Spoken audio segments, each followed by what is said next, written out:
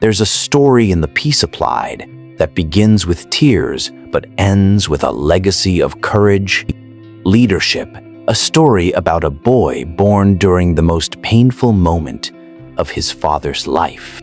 A son given two names on the very day of his birth. A youngest child who became the last hope of a family, marked by conflict and heartache. We are talking about Benjamin, Jacob's youngest son, the boy who almost didn't have a name but was destined for extraordinary purposes. Have you ever paused to think why your beginnings may have been difficult? Why life might have tested you from your very first breath?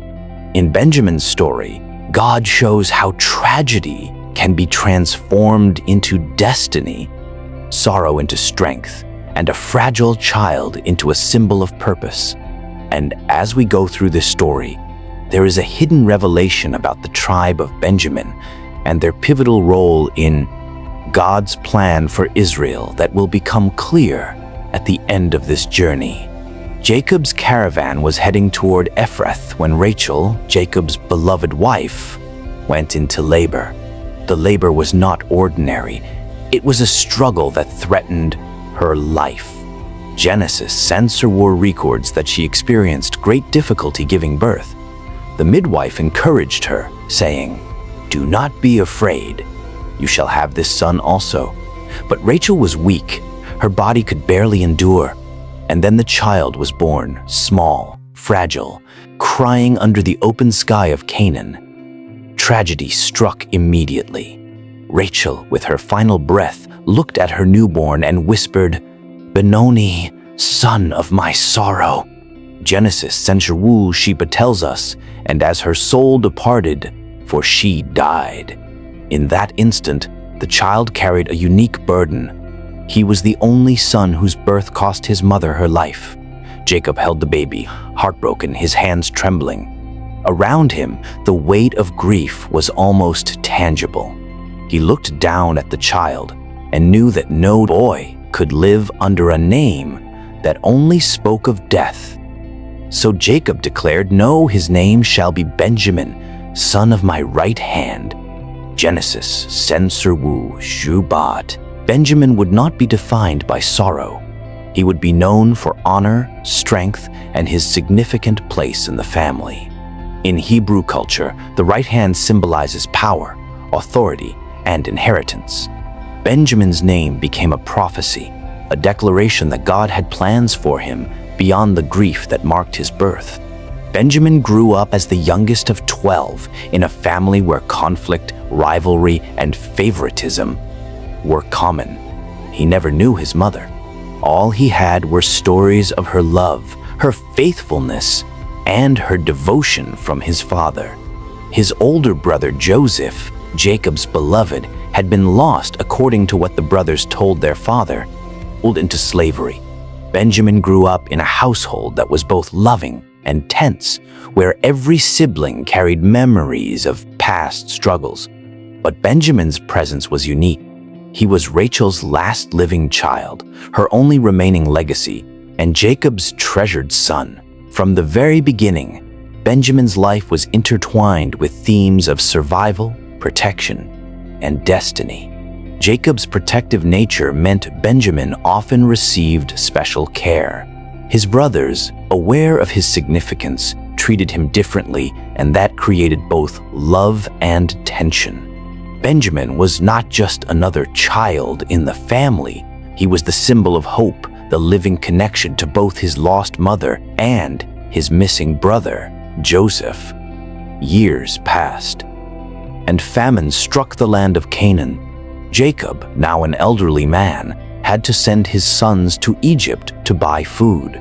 He refused to allow Benjamin to go, fearing for his life. Yet Judah stepped forward, offering to take full responsibility. "If I do not bring him back to you, let me bear the blame forever," he declared. Genesis Sisser-San Jewel. And so, reluctantly, Benjamin set out on the journey to Egypt, unaware that he was about to become the centerpiece of one of the most dramatic family reconciliations Joseph, now governor of Egypt, welcomed his brothers. When he saw Benjamin, he was deeply moved and had to leave the room to weep privately. Benjamin was more than a brother. He was the living link between past sorrow and future restoration. Yet the story took a dramatic twist. Joseph's silver cup was found in Benjamin's sack, and the brothers were stunned. The consequence was severe. Whoever possessed the cup would become a slave, while the rest could go free. Judah, recalling the grief Jacob had endured from the loss of Joseph, stepped forward. He pled for Benjamin's release, offering himself as a substitute. "Let your servant remain as a slave instead of the boy, and let the boy return with his brothers. How can I return to my father if the boy is not with me?" Genesis, Sister says, Sensor San Fu Sansor says. Joseph could no longer contain his emotions and revealed his identity. "I am Joseph, your brother, whom you sold into Egypt." Genesis, Suru Su Benjamin, the boy born in sorrow, became the bridge that restored his fractured family. Genesis, Ursers reminds us, "You intended to harm me, but God intended it for good, to accomplish what is now being done, the saving of many lives." Yeah? The story of Benjamin did not end with Joseph's revelation. It was only the beginning of a legacy that would echo through generations. Before Jacob died, he blessed his sons, and when it came to Benjamin, he said, "Benjamin is a ravenous wolf. In the morning he devours the prey. In the evening he divides the spoil." Genesis, Caesar Giot, Arsachi. That blessing was not just about Benjamin the boy. It was about his descendants, the tribe of Benjamin, a small but powerful group of warriors, Egypt players in Israel. And Benjamin's tribe would be known for skill, courage, and strategic placement in the promised land. They were small in number compared to Judah or Ephraim, yet they excelled in precision and military skill. Judges, Urser record, Tzibite warriors from Benjamin, left-handed and capable of incredible feats in battle. They became fearless defenders of Israel, living proof that God uses even those born into hardship for extraordinary purposes. Benjamin's story reminds us that God does not waste suffering. He transforms tragedy into purpose. The boy born in tears grew into a symbol of strength. His mother's death, his father's grief, and his brother's absence all became part of a divine plan. Saul, the first king of Israel, came from Benjamin. Esther, the queen who saved her people, was a Benjamite. Paul, the apostle who brought the gospel to the Gentiles, proudly declared he was of the tribe of Benjamin. Romans, Shei. The lineage of Benjamin was one of leadership, courage, and spiritual impact. Think about the lesson here. Benjamin was born under the shadow of death, yet he became a source of life and restoration. God uses circumstances that seem impossible to create people who can accomplish impossible things. Benjamin's story shows that beginnings do not determine endings. Pain does not define destiny. Tragedy can be transformed into triumph when God is at work. Returning to the narrative, the famine in Canaan forced difficult decisions. Jacob's fear of losing Benjamin mirrored the earlier loss of Joseph. But Benjamin's journey to Egypt was necessary. Every challenge he faced prepared him for his role in reconciliation. When he entered Egypt with his brothers, he walked into the story God had been writing long before his birth. Every step was a lesson in courage, every moment a test of character. The test with the silver cup was critical. The brothers' response revealed their hearts. Would they repeat past mistakes or choose sacrifice over selfishness? Judah's actions demonstrated growth, responsibility, and empathy. He understood the pain his father had endured and risked everything to protect Benjamin. This was a turning point in the family's history. Benjamin's presence catalyzed restoration, Joseph's revelation. The boy who had been born into sorrow now stood at the center of a story of reconciliation, redemption, and divine orchestration. Benjamin's life illustrates that God's purposes are often hidden in pain, that leadership can emerge from the youngest or weakest, and that God's timing is perfect. The tribe of Benjamin, small yet mighty, continued this legacy. Their territory in Israel was strategically positioned between Judah to the south and the northern tribes, acting as a bridge. Like Benjamin the boy, they connected past and future, sorrow and hope, tragedy and triumph. Benjamin's descendants exemplified the principle that God's selection is not based on strength or status, but on divine purpose. Benjamin's life and tribe also demonstrate that God can elevate the seemingly insignificant. From the son of sorrow came kings, queens, warriors, and apostles. From humble beginnings, God can build influence that impacts nations.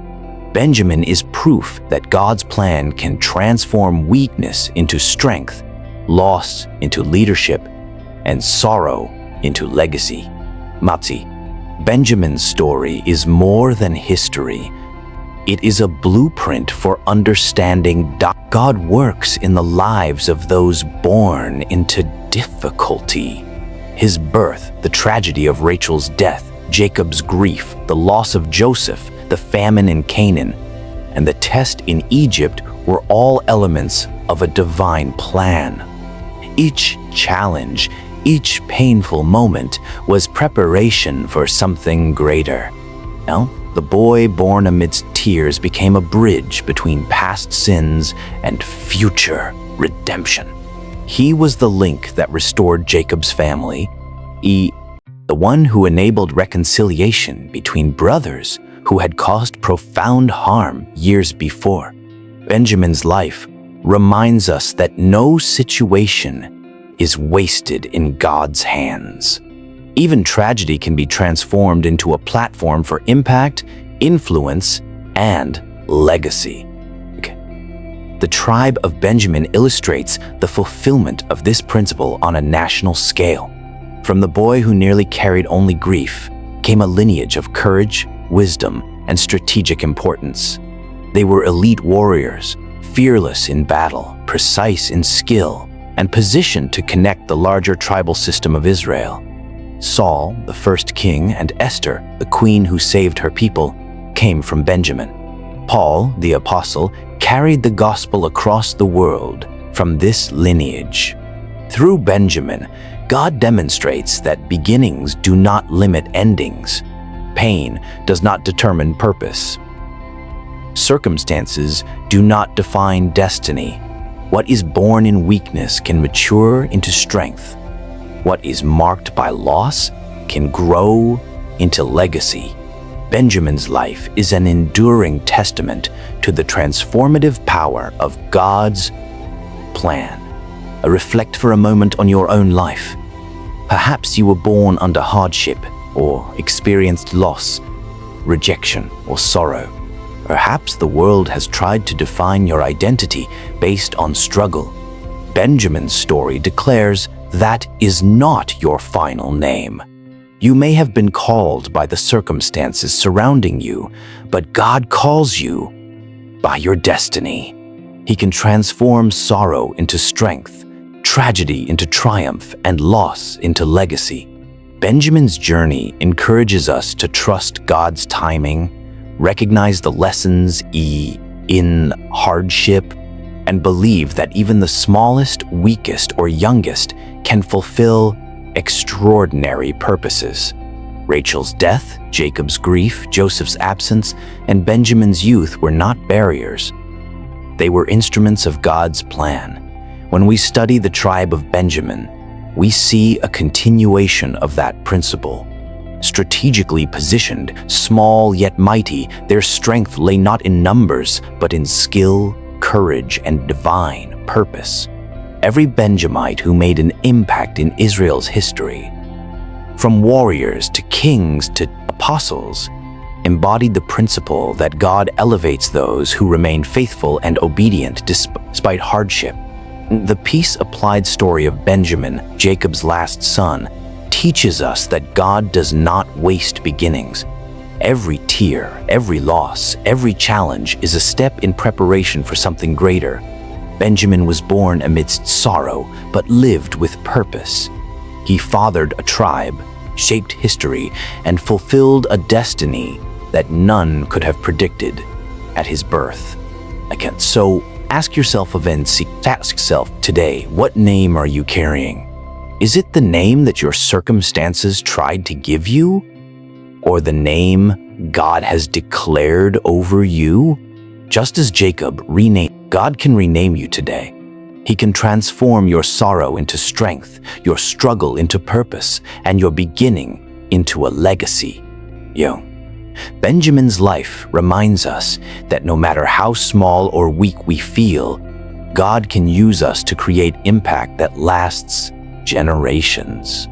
Like Benjamin, you may be the link that restores, the bridge that reconciles, or the vessel through which God's plan unfolds. If this story inspired you, do 3 things. Comment below what God spoke to you through Benjamin's story. Subscribe and turn on notifications for more transformative peace-applied stories.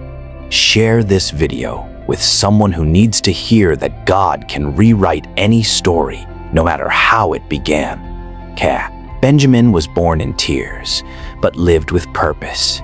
His story reminds us God transforms sorrow into strength, loss into legacy, and the weakest into warriors. The journey of Jacob's youngest son is proof that beginnings do not define endings, sects, and that God's plan is always greater than our circumstances.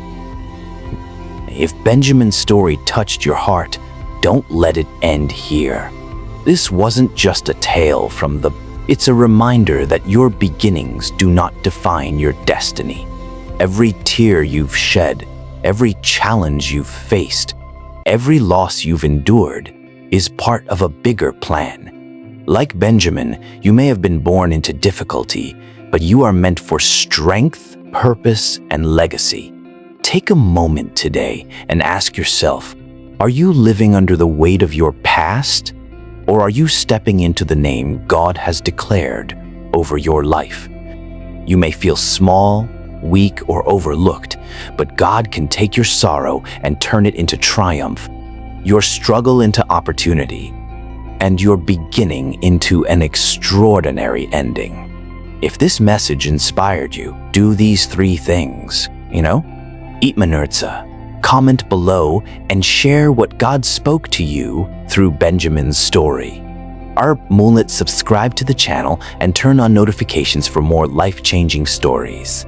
Send Murat share this video with someone who needs to hear that no matter how difficult your start, God can rewrite your. Remember, Benjamin was born in tears, but he lived in purpose, and so can you. Your destiny is waiting, and God is ready to transform your life from sorrow into strength and from weakness